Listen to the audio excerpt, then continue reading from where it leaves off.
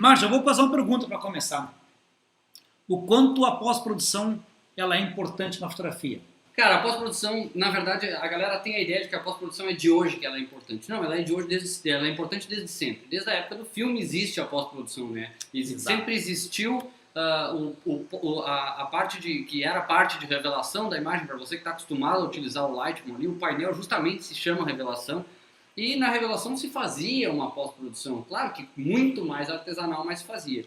E os grandes fotógrafos faziam muito isso. A gente tem imagens aí que rolam na rede social aí, como imagens do Bresson, que tinham muita pós-produção.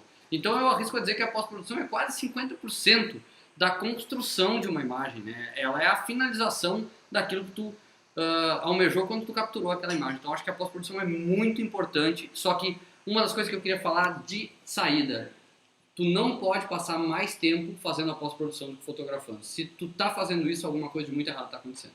Que legal, hein? A pós-produção não existe para salvar a foto, né? Quer dizer, ela até salva a foto, mas também ela estraga a foto se tu não fizer ela bem feita da forma certa. E eu acho que o que tu quer falar tem muito sentido com a questão de que precisamos vir para casa com uma boa foto já capturada na câmera, né? Para nós facilitarmos o nosso trabalho de pós-produção. E quando tu fala isso também, não é só do tempo, né, de fotografar, mas sim do tipo, às vezes eu gasto muito tempo porque estou usando a ferramenta errada, né? Não estou sabendo usar essa ferramenta de pós-produção, Lightroom, né? Sim. A metodologia, né? E isso é uma coisa muito legal, porque faz o quê? 1 ano e meio, 1 ano e 3 meses, o Márcio veio aqui e ficou 1 dia ou 2 com nós, que eu não me lembro, foi com a Catiane, sentou com ela, para analisar nosso sistema aqui, o nosso trabalho de produção.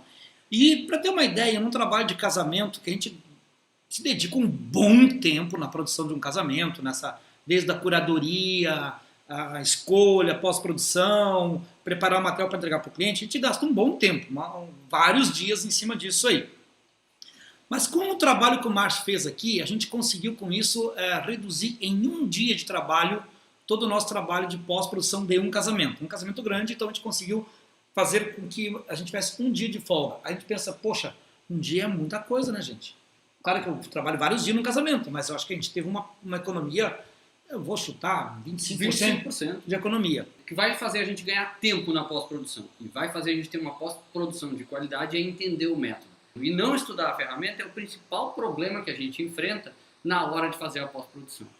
Para mim, a coisa mais importante que a gente precisa entender numa imagem, para ter uma boa qualidade na pós-produção, em qualquer situação, é contraste. Se eu tivesse que eleger uma única ferramenta, uma única disponibilidade numa imagem para poder fazer o tratamento, eu escolheria o contraste. E não é o botão de contraste que a gente tem lá no Lightroom, é simplesmente entender o que é contraste, a diferença entre luz e sombra, aquilo que tu aprendeu na hora de fotografar. Se tu souber levar isso para a tua pós-produção, tu vai ter uma grande pós-produção, tu vai ter uma pós-produção muito melhor, muito mais otimizada em função de tempo, porque o que nos mata tempo é ficar testando os sliders do Lightroom e simplesmente tentando chegar a um resultado que a gente não sabe qual é. Então assim, contraste e entender temperatura de cor são as duas coisas mais importantes para mim na pós-produção. Dá para fazer um tratamento de pele nas fotos que fique bacana utilizando somente o Lightroom? Dá. O Lightroom incorporou uma ferramenta que chama textura. Bom, e ela está no nosso painel inicial ali, no nosso painel básico. Só que não adianta tu tentar tratar a pele na ferramenta de textura ali no painel básico. Agora, se tu utilizar ela de maneira localizada, como se fosse um pincel, tu vai conseguir ter um resultado muito superior na pele, muito superior ao que se fazia antigamente, que era se usar a ferramenta de claridade. Tinha muita gente que testava aquilo e era um resultado um pouco falso. A ferramenta de textura, ela vem com muito mais qualidade para trabalhar nos pixels que compreendem as cores laranja e vermelho, que são as cores que a gente mais tem na pele. Anota isso aí, que isso é muito importante na pós-produção. Então, a tonalidade de pele é correspondente aos laranjas e vermelhos no Lightroom.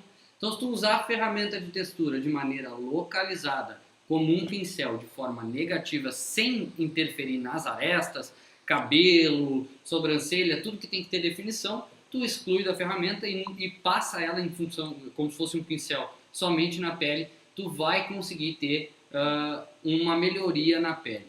Claro que não é exatamente como fazer no Photoshop, mas eu, como sou contra perder muito tempo e principalmente sou contra embonecar muito as pessoas no Photoshop, essa ferramenta textura do Lightroom para uma suavização da pele sem ficar muito forte é perfeita e funciona perfeitamente. Quando eu consigo explorar uma boa luz já na hora do clique, eu já deixo a pele sempre muito mais fácil de trabalhar na pós e quase não preciso de pós-produção. Vamos voltar lá no que eu tinha falado sobre o contraste? O que é a deficiência que aparece na pele das pessoas? A gente não pode esquecer que as imagens são pixels, né? Então são vários pixels numa câmera. Eles acendem de maneira diferente conforme os contrastes que a gente tem. Então se tu tiver uma luz muito contrastada numa pele que tem muitas linhas de expressão, muitas rugas, a diferença entre o pixel que está claro e o pixel que está escuro vai demarcar ainda mais essas linhas de expressão. Então se tu vai fotografar uma pessoa que tem uma pele difícil, digamos assim, quanto mais suave tu fizer a iluminação, isso a gente aprendeu lá nos primórdios, quanto mais suave tu fizer essa iluminação nessa pessoa, quanto menos direcional for essa luz, menos ela vai interferir na pele, menos dificuldade, menos vai se perceber esses problemas de pele que ela tem. O que a gente tem que ter como base para a nossa coloração? A nossa cor tem que estar boa no papel, que é o lugar da fotografia. E o nosso monitor tem que estar calibrado de acordo com o papel. Então, o resultado que a gente tem no nosso monitor, a gente precisa ver no papel que o nosso laboratório nos entrega. Celular, cada um tem uma calibração de cor, cada modelo sai com uma tela de determinada resolução e principalmente com cores mais vivas em uns modelos e em outros não. Não tem como a gente ter uma calibração, uma coloração exata para celular, para todos os dispositivos. O arquivo JPEG, ele é um arquivo compactado com certas características já adicionadas pela nossa câmera. Então ele fornece menos opções e menos latitude na hora do tratamento. Mas se você tem um bom resultado com JPEG, está economizando tempo e economizando trabalho.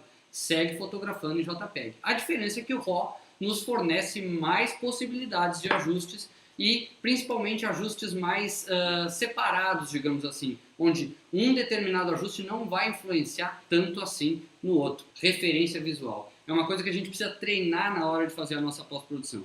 Eu achei a tua pergunta muito pertinente, porque é uma dúvida que eu enfrento direto, que é essa questão do eu olho e acho que tá bom, daí eu saio, vou fazer outra coisa, quando eu volto e olho de novo, eu acho que tá ruim. Por quê? Porque você perdeu a referência visual daquilo que a gente estava fazendo. O balanço de branco chama balanço de branco justamente porque a referência visual é o branco 100% puro, que vai ser sempre branco. Um exemplo que eu posso te dar para te entender que eu falo sobre referência visual é que se tu enxergar alguma coisa muito azul durante um tempo, quando tu vê alguma coisa amarela, ela vai ser muito amarela e vice-versa. Então, na verdade, tu usa o branco como referência para poder ter uma referência visual sempre exata. É como tu tá no sol e entrar num lugar escuro. Tu não vai enxergar nada porque a tua referência visual era muito clara antes. Então, usar o branco, mesmo que tu goste de uma foto mais quente, tenha na mente sempre que o branco é a tua referência, assim tu não vai perder a referência visual nunca, e aí tu vai conseguir ajustar as tuas fotos melhor, mais de acordo com o que te agrada. O que acontece? As câmeras têm latitudes diferentes. Eu costumo observar que câmeras da Nikon recuperam melhor sombras. Câmeras da Canon recuperam melhor realces. Então, se o teu problema são as sombras, que tu não consegue abrir as sombras, que ela te gera um ruído muito grande, e claro que isso não pode ser exagerado, tenta usar a tua fotometria um pouquinho mais clara do que tu está usando. Que tu não precise abrir tanto as sombras e que talvez tu consiga, tirando um pouco dos realces e dos brancos, equalizar a tua imagem. Pode ser que tu tenha um resultado melhor, porque as câmeras da Canon elas têm mais facilidade de recuperar as altas luzes do que as baixas luzes. Tem gente que me pergunta muito, eu gostaria de dar uma tonalização mais quente para as minhas imagens. E tenta aquecer essas imagens lá no balanço de branco. Eu não sou completamente a favor disso. Eu sou a favor de tu deixar o teu balanço de branco correto e aí na tonalização dividida tu aplica essa película, como se fosse essa camada de tinta mais quente, mais amarelada em cima da imagem inteira. O visualizador do Windows ignora a nossa calibração, ignora o espaço de cor e mostra uma imagem completamente diferente. Então, para tu ter uma ideia da real situação, tu vai precisar pegar e instalar no teu computador um outro visualizador como o IrfanView ou Photomechanic ou alguma coisa assim. A verdade é que todo mundo que exportar uma foto do Lightroom e abrir no visualizador do Windows vai estar diferente, isso é uma coisa do Windows, a gente não tem como controlar. As pessoas perguntam muito como equalizar duas câmeras. O que acontece é que não importa, cara. Pode ser uma Nikon e uma Fuji, pode ser duas Fujis iguais. O sensor, ele é um objeto eletrônico que sai da fábrica calibrado de uma certa maneira. E cada sensor é diferente por si só. Então mesmo que tu tenha duas Nikon, elas vão ser diferentes entre si. E aí eu gostaria muito de dizer para vocês que para isso foi criado o painel calibração de câmera. A galera usa para fazer outras coisas, dá para fazer outras coisas, colorização, tá tudo ok, se você domina pode fazer, não tem problema. Mas o painel calibração de câmera, que é o último painel do modo revelação lá do Lightroom, foi feito justamente para que a gente consiga calibrar os pixels de uma câmera com os pixels da outra câmera exatamente iguais e a gente conseguir equalizar isso aí. O que a gente deve fazer? Pegar em algum momento do evento, fotografar a mesma coisa com as duas câmeras e aí tentar, sem mexer nos outros painéis, criar uma calibração de câmera que deixe as duas câmeras o mais próximo possível. Quando tu conseguir fazer isso, se tu aplicar aquela calibração que tu criou na câmera correspondente em todas as fotos, a tendência é que tu tenha muito menos variação quando tu vier fazendo o tratamento. Na minha concepção, e aí é uma opinião pessoal, eu gosto de que a pós-produção ressalte características da imagem, direcione o olhar para onde eu quero direcionar, mas eu não gosto de uma pós-produção que altere as características da imagem. Eu sou uma pessoa que sou contra emagrecer pessoas, exagerar no tratamento de pele e assim por diante, mas entendo que tem trabalhos que exigem isso. Tá? Então, o limite entre a pós-produção boa e a reconstrução de uma imagem tá, na minha opinião, que a boa pós-produção ela não altera características, ela ressalta coisas que a imagem já tinha de bom. E a reconstrução de uma imagem começa a tecer manipulações na imagem. O ruído é o seguinte, quanto mais tu tentar clarear partes escuras, mais vai vir esse ruído. Tá? O ruído ele vai aparecer mais, porque na verdade o ruído ele vem porque tu tinha deficiência de luz. Se tu tentar recuperar essa deficiência de luz, não existe milagre, esse ruído vai aparecer. Mas no painel detalhe a gente tem o controle de luminância lá e de contraste, onde a gente consegue reduzir esse ruído de maneira satisfatória. A gente só tem que cuidar para não exagerar, porque ele torna a imagem plastificada demais, uma vez que ele não tem como definir o que são pixels corretos e o que é pixel de ruído, ele não tem como definir 100%. Então, conforme tu pede mais intensidade para ele, mais ele vai plastificando a tua imagem, uma vez que a redução vai ser por substituição dos pixels defeituosos. Qual a forma de deixar o Lightroom mais rápido? Na minha opinião, a forma de deixar o Lightroom mais rápido é criar as visualizações da maneira correta na hora que a gente está fazendo a importação. Então, criar visualizações um por um e visualizações inteligentes. Mas, principalmente, lá nas preferências do Lightroom, não esquecer de marcar a caixa na aba desempenho, lá onde manda o Lightroom trabalhar com essas visualizações inteligentes. E aumentar um pouquinho do cache de foto também ajuda bastante. Tem coisas minúsculas ali que a gente pode fazer, como fechar o histograma, o navegador e deixar para aplicar a nitidez e redução de ruído no final do processo costumam ajudar um pouquinho também. Vamos ter bastante filtro, cuidado no que a gente está fazendo e vamos olhar para o nosso trabalho com bastante carinho, vamos enxergar os pontos fortes e fracos e vamos ter boas referências. Só que quando eu falo de referências, não adianta eu ter 50 referências ou 10 referências de pós-produção. Tenha menos referências e sejam boas referências. Porque quando a gente gosta de muitas cores, a gente gosta de muitos tratamentos diferentes, a gente não consegue definir uma identidade para o nosso trabalho. Então começa a escolher, cara, essa pós-produção, essa cor aqui que esse fotógrafo está usando, me agrada bastante. Começa então a buscar isso. Um PB bem contrastado, o que é? Nada mais é do que deixar o que é claro muito mais claro, as altas luzes muito mais claro, e o que é escuro muito mais escuro. E essa é a definição de contraste. Está aqui a minha camiseta dos Beatles. Ó. Isso é puro contraste. Eu tenho a escrita 100% branca, que eu nem botar uma cuia na frente agora, mas eu tenho a escrita The Beatles 100% branca e uma camiseta 100% preta. Isso aqui gera um contraste absurdo, tá? Por quê? Porque é a diferença das cores. Então, vamos lá explicar na prática como isso funciona. Você tem os realces.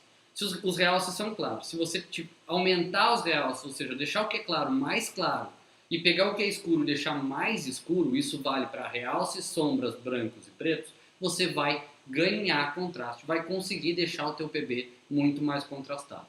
Uma dica é, não te esquece que, embora a imagem seja convertida em preto e branco, as cores seguem atuando. Então no painel HSL ali tu vai ter a mistura de cores dentro desse preto e branco. Então não te esquece que se tu quiser ter uma pele mais clara, tu precisa clarear os laranjas e os vermelhos, porque eles seguem atuando na pele.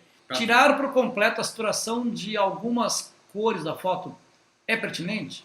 Dá uma força maior à fotografia? Vocês fazem isso? Depende muito, eu não acho que é complicado responder se é pertinente ou não, em função de que Cada caso é um caso. Se eu tiver uma foto onde tem uma luz rosa, por exemplo, absurda, me roubando a atenção de tudo que eu quero ali, e eu ainda quero essa foto colorida, eu vou tentar mexer naquele magenta ali. Mas não é uma coisa que eu vou fazer em várias fotografias, porque senão vai virar uma característica, e é uma característica de moda, e aí que segue a modismos, e aí começa a ficar complicado, porque isso aí uma hora vai passar e vai ter problema. Então, salvo em algumas situações onde é muito específico, eu não costumo fazer. E se for uma cor que esteja muito ligada a outras cores presentes na imagem, o Lightroom não vai conseguir fazer de forma bem sensível. Isso aí é uma imagem que tem que ser carregada para o Photoshop para fazer. E aí, vou dar a morta para eles toda então agora. Cara, Opa! meu fluxo de trabalho, tá? Meu fluxo de trabalho.